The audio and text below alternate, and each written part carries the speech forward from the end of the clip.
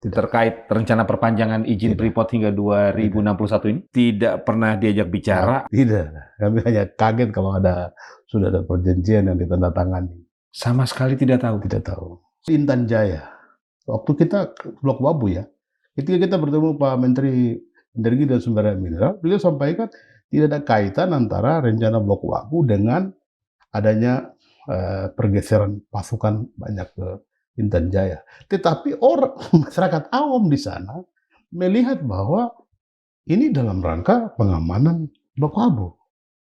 Nah ini kan yang kita khawatirkan. Jangan sampai perluasan ini kemudian membuat masyarakat menjadi trauma, yang membuat masyarakat harus mengungsi dari kampungnya ke luar. Kalau dia nambang sampai 2061 hanya putar di gunung itu, yang orang Amung menyebutkan Gunung Nemangkawi itu, it's okay.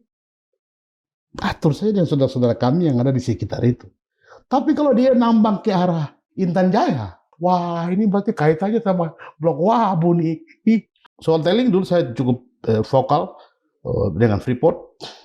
Lalu dalam pembicaraan kita di DPD RI waktu Pak Yoris yang fasilitasi, saya sampaikan saya akan upayakan kapal perintis untuk daerah timur, Agimuga, Jita, Wika Timur Jauh. Kementerian Perhubungan setuju Pak. 2025 kapal berlayar sekali kandas karena terjadi pendangkalan. Selalu sampaikan, Freeport tolong dong dikeruk. Katanya di luar wilayah dia. Pasal 38 Undang-Undang Otsus itu mengatur bahwa pengolahan lanjutan dari pengelolaan sumber daya alam itu dilakukan di Provinsi Papua. Sekarang smelter di Gresik. Ya. Nggak bisa kalau aturan. Kita yang jelas, provinsi ini membutuhkan lapangan kerja, membutuhkan pendapatan asli daerah. Kan kita ini diminta untuk segera harus pacu PAD. Gimana kita mau pacu PAD kalau sektor-sektor unggulan yang bisa dapat menjadi andalan kita untuk masuk ke PAD kita harus dibangun di luar. Masyarakat adat pemilik tanah sebenarnya mau diperpanjang atau enggak? Sekarang apakah dia bisa membatalkan? Ini orang sudah tanda perjanjian, bos.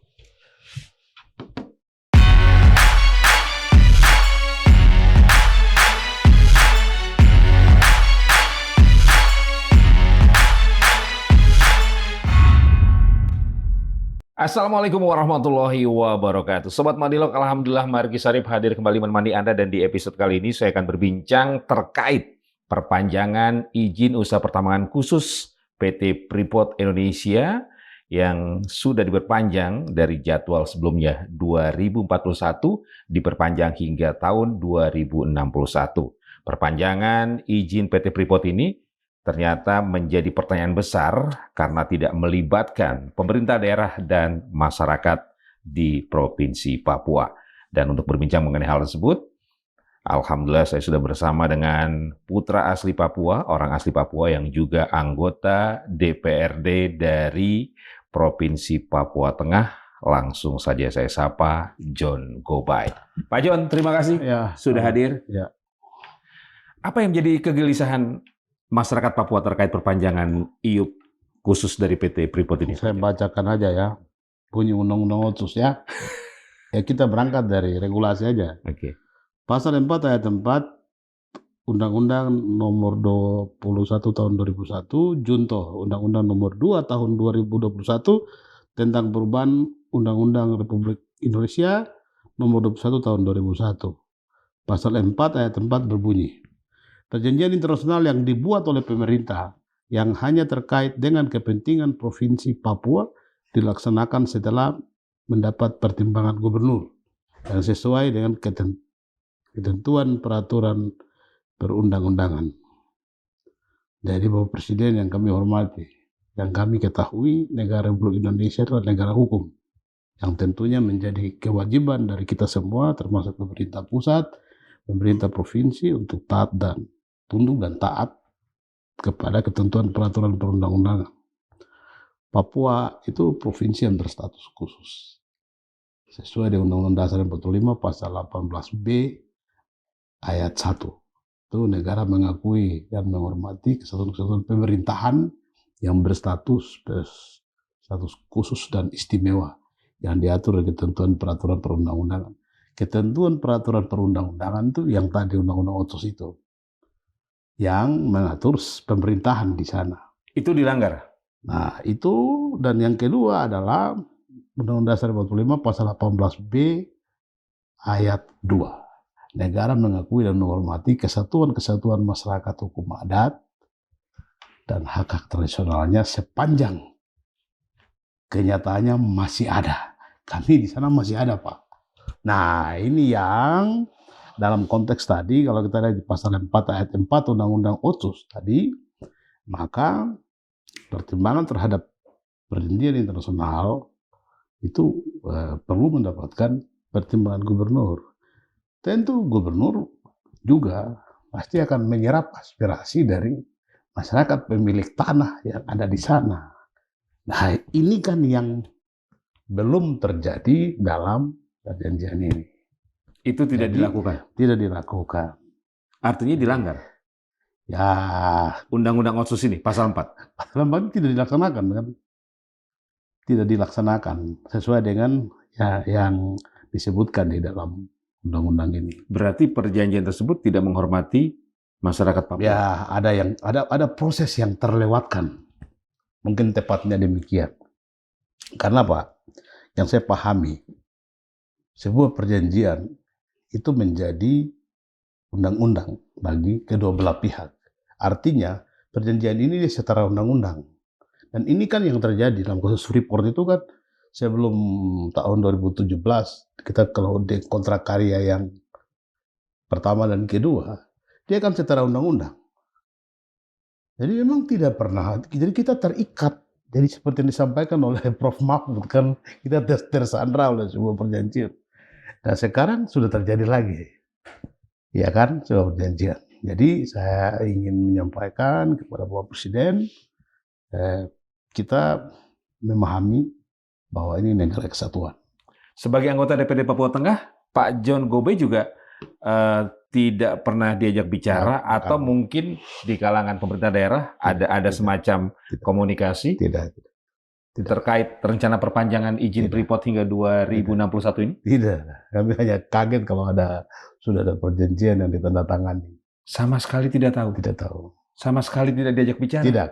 Kalau karena itu kita ingin bahwa karena negara hukum, mari kita tunduk dan taat melaksanakan amanat pasal 4 ayat 4 Undang-Undang Otsus ini. Memang pertimbangan itu bukan sesuatu yang harus, yang wajib, dan lain-lain. Kami paham itu. Karena pertimbangan dan persetujuan itu dua hal yang berbeda.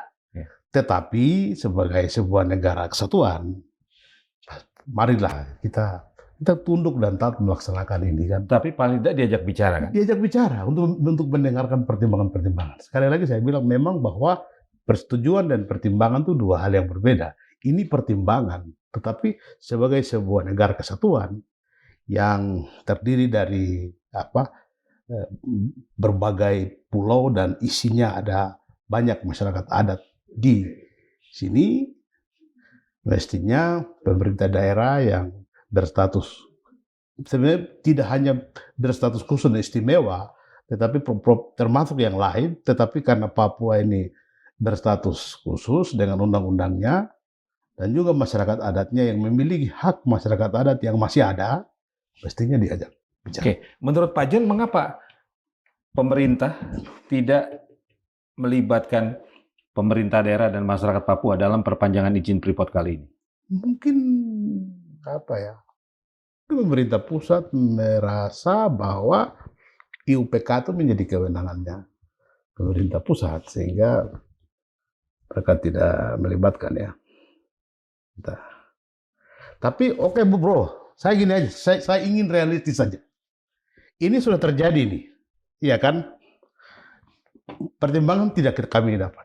Sekarang next pertanyaannya, kalau 2061, ya kan, arah tambang yang di bawah bumi ini, ya kan, di Timika ini, kemana ini arahnya? Sebentar Pak John, sebelum sampai ke sana dulu. Iya kan? Sebelum sampai ke sana dulu ya. Kita harus transparan, Pak. Oke, sebelum sampai ke sana dulu. Supaya jelas ini kepemilikannya, terus masyarakat adat yang terkait dalam yang nanti daerahnya, wilayah adatnya itu masuk dalam wilayah perluasan tambang itu harus diajak bicara. Itu Kan ini tak kait juga. Orang di sana sudah mulai berpikir, wah ini berarti sudah kaitannya dengan Blok Wabu nih. yang di Oh, Intan apakah Jaya. ini hanya di 3 desa yang ada di Timika ataukah sudah ke arah sampai di Agimuga, Jita, sampai ke Jila atau kan orang karena tidak transparan tadi kan.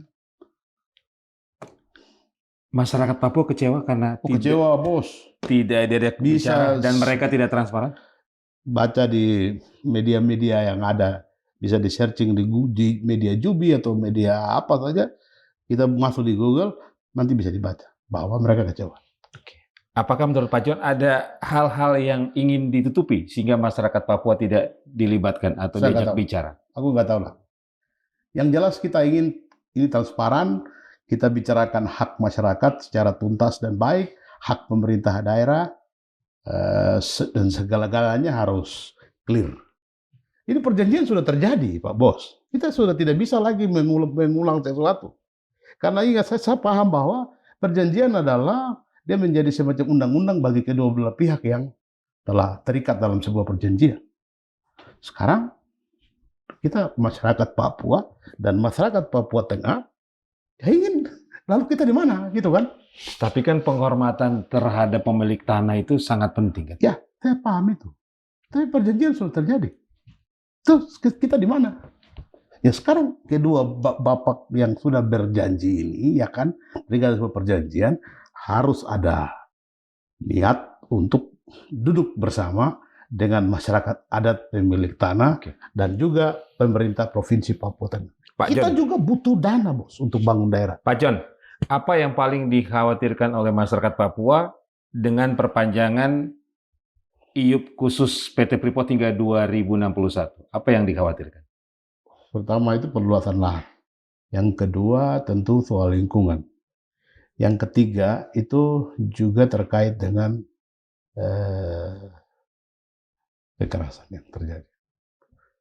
Karena maaf aja, misalnya di Intan Jaya, waktu kita Blok Wabu ya, ketika kita bertemu Pak Menteri Energi dan Sumber Daya Mineral, beliau sampaikan tidak ada kaitan antara rencana Blok Wabu dengan adanya pergeseran pasukan banyak ke Intan Jaya. Tetapi orang masyarakat awam di sana melihat bahwa ini dalam rangka pengamanan Blok Wabu. Nah ini kan yang kita khawatirkan, jangan sampai perluasan ini kemudian membuat masyarakat menjadi trauma, hidup tidak nyaman di negerinya sendiri oleh karena banyaknya tingkat kekerasan yang terjadi cukup signifikan di sana, yang membuat masyarakat harus mengungsi dari kampungnya ke luar. Ini yang dikhawatirkan oleh kita. Sepanjang tidak transparan, tentu ini menjadi soal. Termasuk tadi ya, luasan daerah luasan operasi. Kemana ini ya? Ya kalau sedemikian kan kita akan bicarakan. Ini apakah kalau dia masih ada di wilayah yang ada, ya berarti kita bicara bagaimana kepentingan dari saudara-saudara kita, masyarakat Amungme dan Kamoro di wilayah pesisir yang daerahnya itu. Kalau dia sudah meluas lagi, kita lihat lagi siapa yang punya wilayah adat di sini nih. Ada di wilayah mana dia. Tapi selama ini kan kita tidak tahu. Saya selalu berdoa kepada Tuhan, kalau ada alat canggih, sebuah alat canggih yang bisa memantau ini arah tambang ini, kalau kita dapat, bagus kan, kita bisa tahu, oh berarti haknya dia dong. Dia sudah bukan hanya di sini, sekarang sudah meluas. Yang hak menjadi hak dari suku ini, iya kan? Indikasi mengarah ke Blok Wabu Intan Jaya cukup kuat, Pak John? Ya, kalau saya baca-baca analisa awamnya masyarakat begitu. Nah ini yang butuh transparansi kan. Kita ini bagaimanapun, ada kekuasaan, tapi ada hak.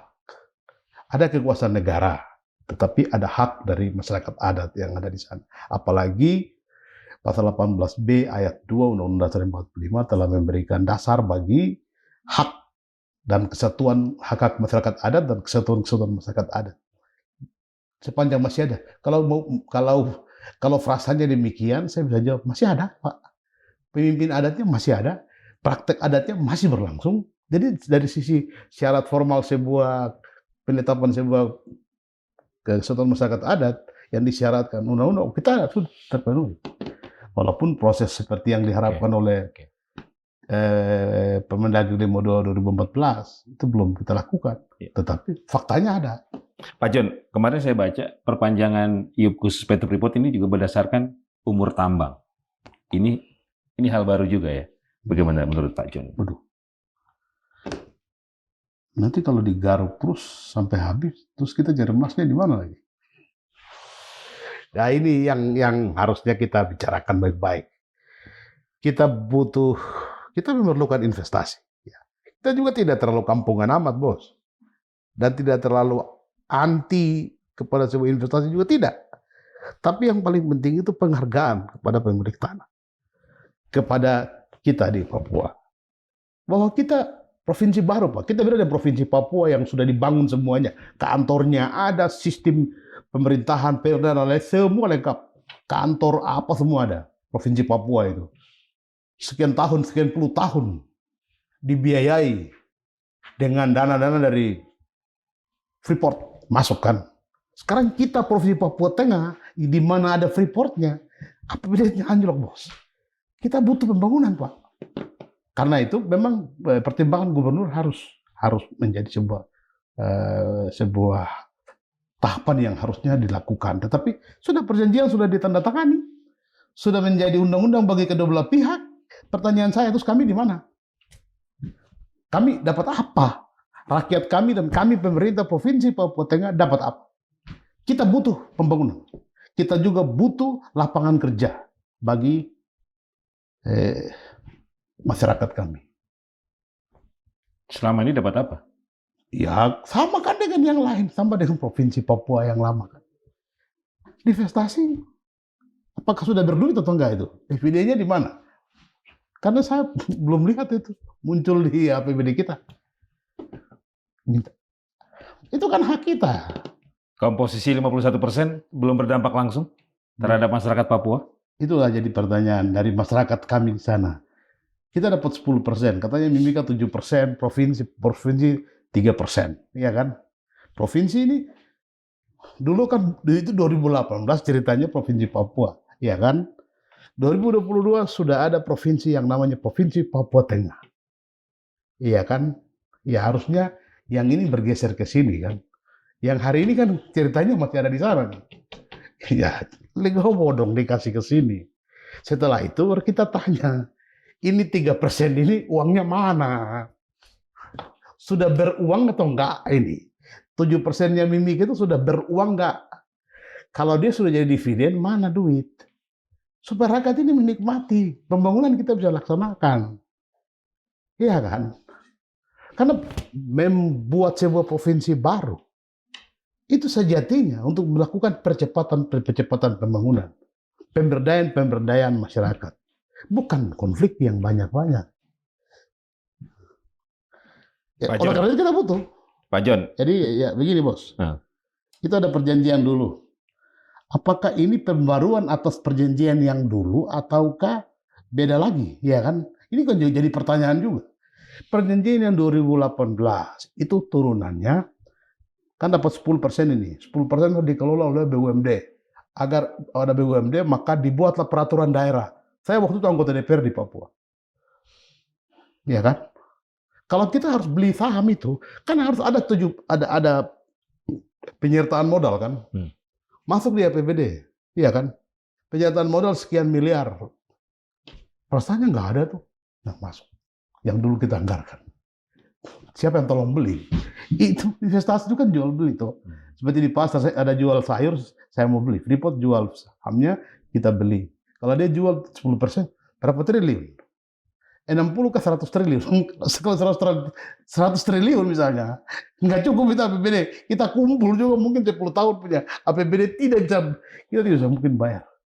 Tapi kan biasa dalam sebuah bisnis kan. Udah, saya bantu ya. Oke. Nah, sekarang bagaimana nih? Jadi pertanyaan saya dan kami semua adalah, ini sudah beruang nggak ini? Supaya uang itu kita pakai untuk masyarakat bisa melakukan penguatan terhadap masyarakat adat pemilik tanah, ekonominya, budayanya, dan lain-lain. Dan Provinsi Papua Tengah juga butuh untuk percepatan pembangunan. Sudah konkret atau belum ya? Iya. Sudah cair atau? Sudah cair atau tidak? Kalau cair di mana itu? Kasih lah. Oke. Nah ya ini saya DPR kan pasti tahu, oh udah masuk. Bagus ini. sampai sekarang belum? Belum. Oke. Dengan diperpanjang sampai tahun 2061 kan ada kompensasi yang didapat oleh pemerintah Indonesia. Ya ini penambahan saham sebesar 12% kan. Sehingga nanti pada tahun setelah 2041 tambah 12, jadi 63%. 63. Tanpa biaya. Ya. Jual beli. Ya. Jadi ini jual beli tapi tanpa keluar uang. Ini bisnis. Ya sudah. Bagus. Tapi masyarakat tidak dilibatkan. Dan sampai hari ini yang menurut perjanjian 2017 kita dapat 10%, uangnya mana?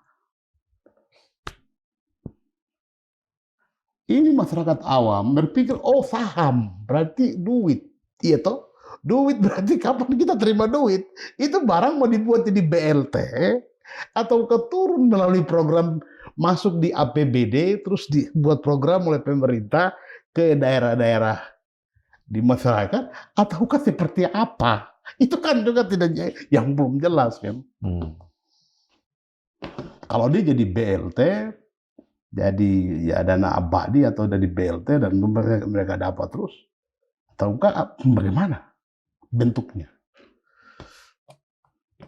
Jadi yang 51 aja belum beres, ini mau nambah lagi. 51 kita dapat 10 ya kan, 10%. Dan 41 di pusat, ya kan? Ini tambah 12 lagi, berarti pusat ada ya 63 ya? 63%. Kurang 10, 53. 53. Ya.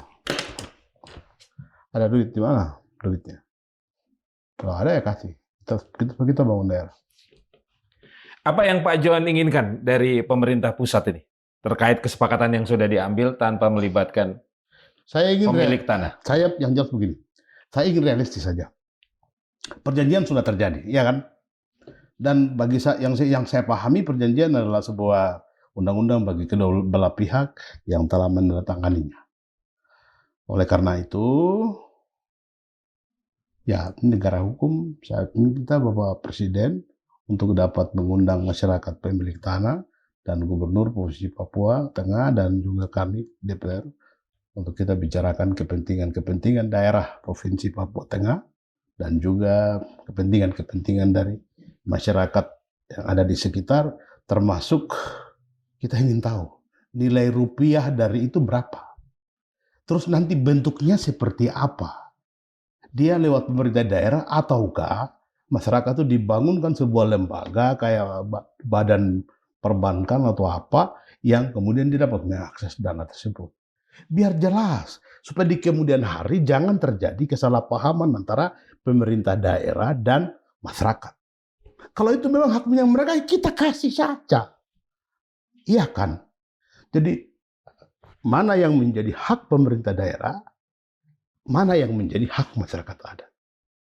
Yang masyarakat punya, ya sudah masyarakat, yuk silakan bangun daerahmu, pemerintah punya kewajiban membimbing, membina, mengawasi penggunaannya. Yang boleh untuk pemerintah provinsi, tentu kita butuh uang untuk bangun daerah. Apalagi dana otsus sudah turun, APBD kita jatuh. Kita butuh duit untuk bangun daerah. Agar betul-betul niat pemerintah pusat memekarkan Provinsi Papua Tengah itu dapat terlihat dengan adanya kesungguhan kita membangun daerah. Yang ketiga, kita bicara soal tailing. Ini 2061, berapa banyak yang nanti dihasilkan tailing yang keluar? Dampak lingkungan. Dampak lingkungannya. Yang kali ini ada saja, saya dulu berpikir itu masalah dan semua orang merasa itu masalah dan tailing itu tidak menjadi uang bagi pihak-pihak tertentu. Ternyata itu jadi duit bagi pihak tertentu. Jadi bagi saya itu tailing itu masalah bagi masyarakat, tapi berkat bagi oknum-oknum tertentu yang ingin mengelola tailing.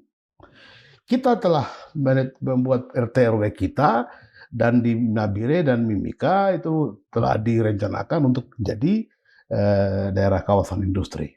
Nah, karena itu ini tailing ini harus dapat dikelola oleh anak-anak pengusaha-pengusaha setempat.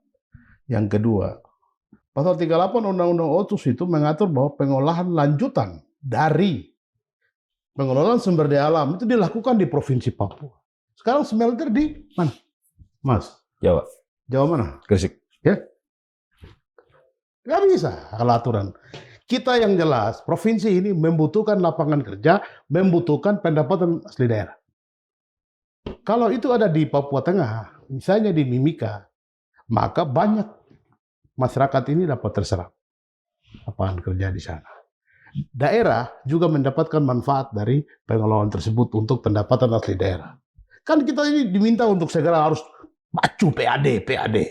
Gimana kita mau pacu PAD kalau sektor-sektor unggulan yang bisa dapat menjadi andalan kita untuk masuk ke PAD kita harus dibangun di luar.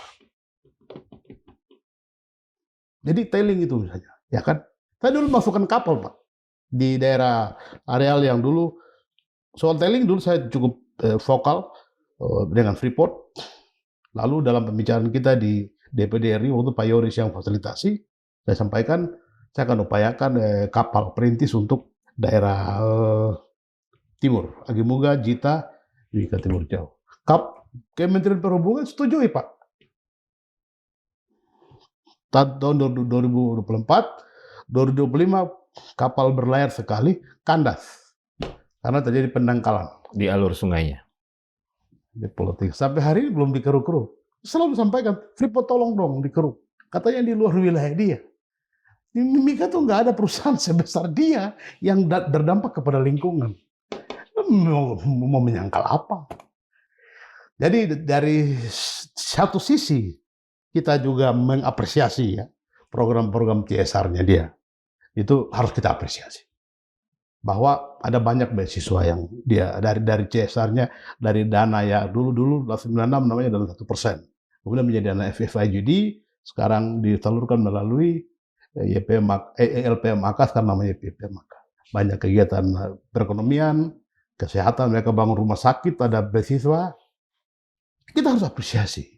Itu saya apresiasi. Tapi lingkungan ya harus diperbaiki. Pendangkalan harus diselesaikan. Tailing harus dikelola.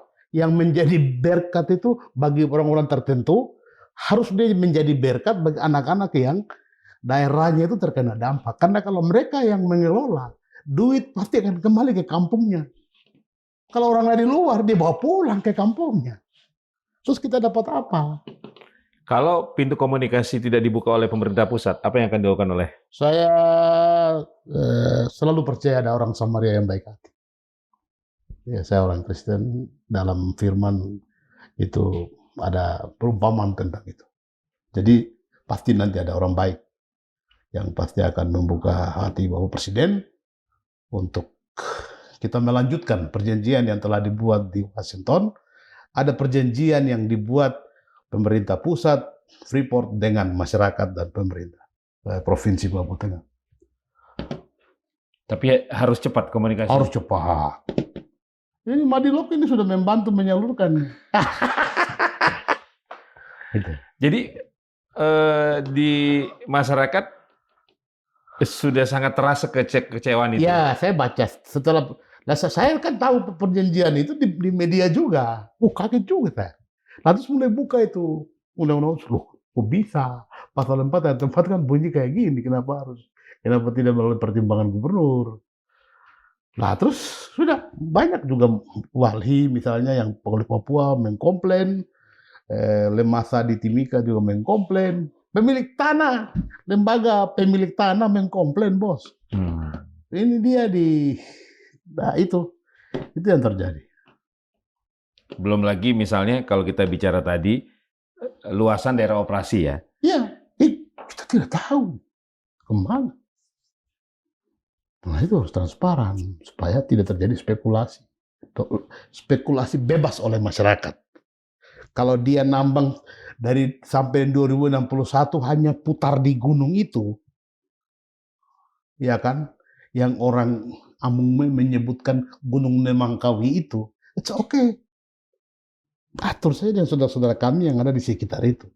Tapi kalau dia nambang ke arah, misalnya ke arah Intan Jaya, ya harus bicara dengan orang Intan Jaya. Berarti kan orang awam berpikir, wah ini berarti kaitannya sama Blok Wabu nih.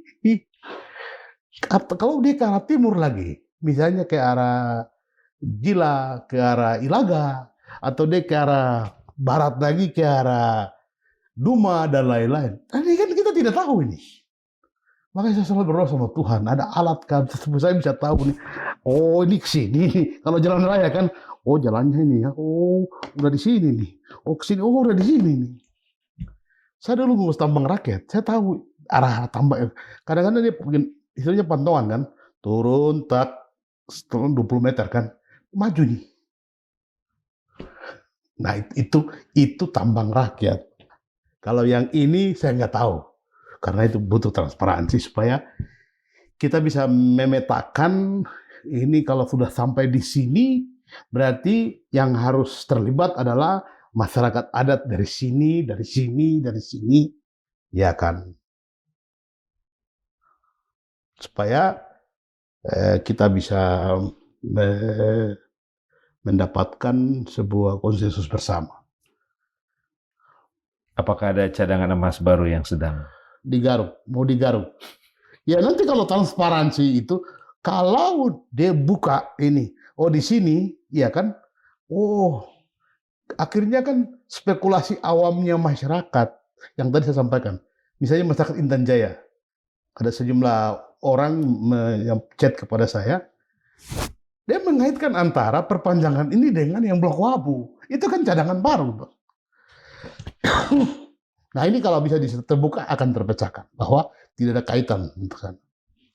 Ataukah ada blok baru mungkin di Hoya atau di mana lagi, atau di Jila atau di Agim atau di Ilaga, kayak itu kan jauh lagi dari wilayah itu. Nah, ini yang harus transparan. Kita karena harus, ini berkaitan dengan kita ini hidup bernegara, ada hak, ada kewajiban, ada kekuasaan. Itu kita sangat memahami itu. Tapi mari kita dapat sebagai sebuah sistem pemerintahan, ada pemerintah pusat, ada pemerintah provinsi, ada pemerintah kabupaten, ada masyarakat adat. Ini kesatuan ini harus dapat terkonsolidasi dengan baik untuk kita bisa memastikan hak dari masing-masing dan kita saling menghargai peran, dan masyarakat di sekitar harus dapat mendapatkan manfaat lebih, dan kami pemerintah provinsi harus dapat mendapatkan manfaat lebih.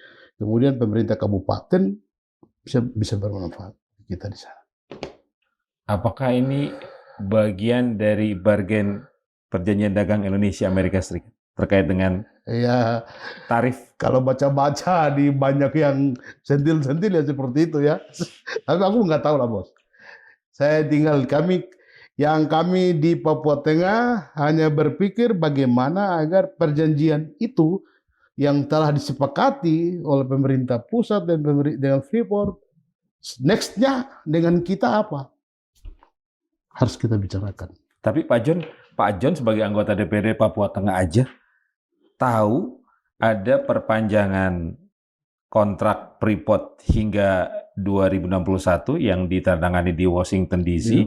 Itu dari media tahunya. Iya.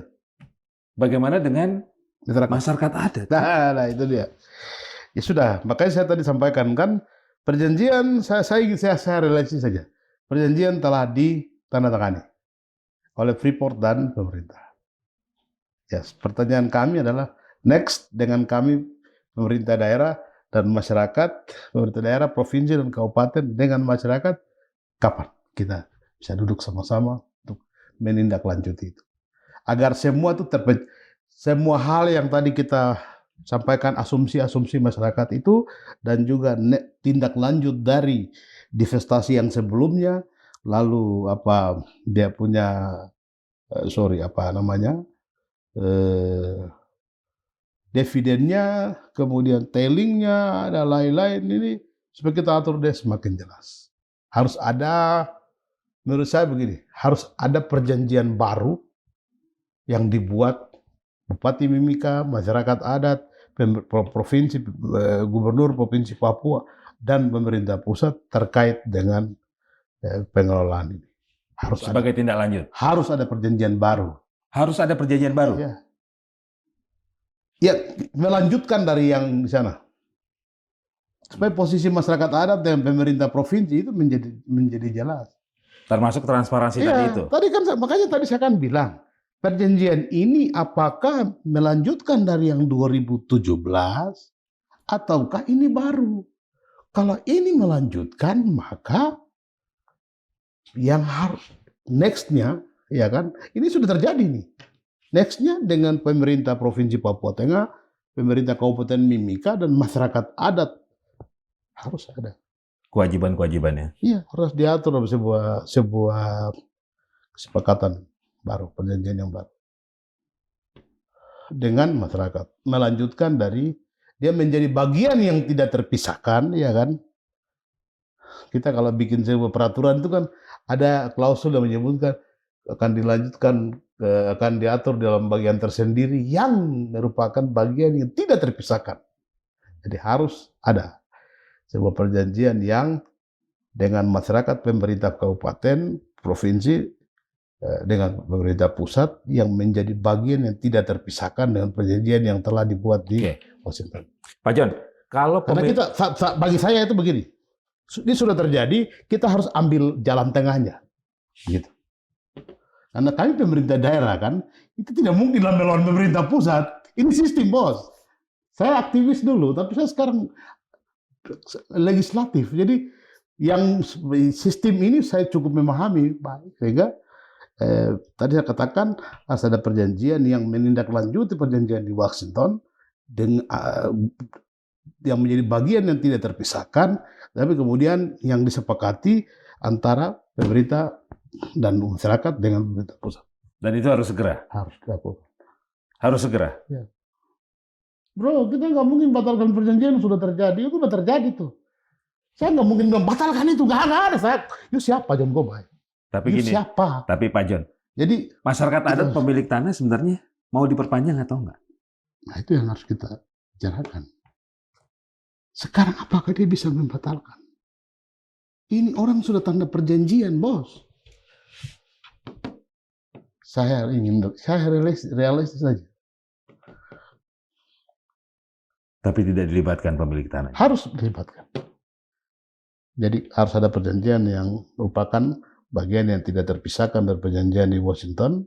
Tapi karena ini sudah masuk ke dalam negeri, maka Bapak Presiden dan pemerintah daerah, Bapak Presiden sebagai pemerintah pusat, dan pemerintah provinsi, kabupaten, dan masyarakat sekitar di dalam kerangka negara sebagai negara kesatuan, tetapi ada hak masyarakat adat yang wajib dan harus dihormati, harus kita duduk untuk bicarakan.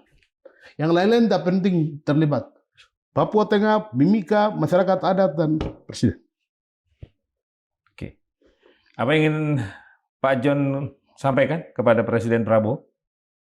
Ya, kita harus ada perjanjian lanjutan terhadap kesepakatan yang terjadi di Washington. Karena ada pemilik tanah yang memiliki hak yang telah diakui oleh Undang-Undang Dasar 45 Pasal 18B Ayat 2, dan ada pemerintahan yang berstatus khusus di Papua yang diatur dengan Undang-Undang 18B Ayat 1.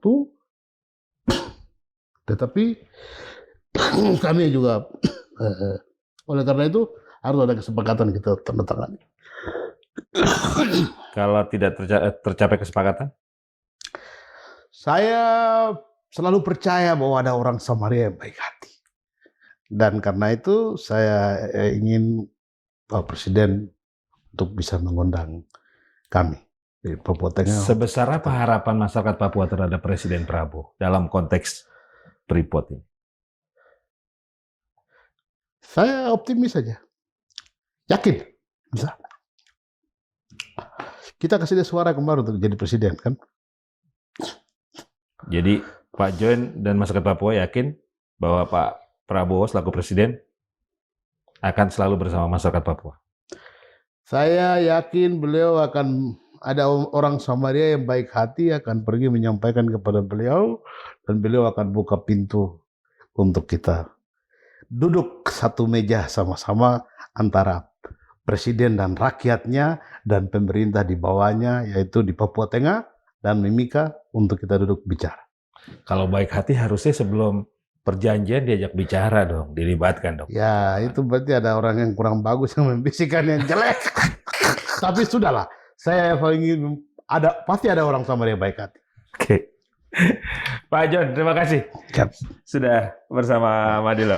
Sobat Madilo, demikian tadi perbincangan saya bersama Pak John Gobay, anggota DPRD Provinsi Papua Tengah, terkait perpanjangan izin usaha pertambangan khusus atau IUPK PT Freeport Indonesia yang diperpanjang hingga 2061 berdasarkan perjanjian yang ditandatangani di Washington DC beberapa hari yang lalu, dan ternyata perjanjian perpanjangan kontrak PT Freeport Indonesia hingga tahun 2061 tidak melibatkan pemerintah daerah dan juga masyarakat di Papua. Semoga bermanfaat. Saya Margi Sari pamit. Wassalamualaikum warahmatullahi wabarakatuh. Salam. Pak John, sekali lagi terima kasih.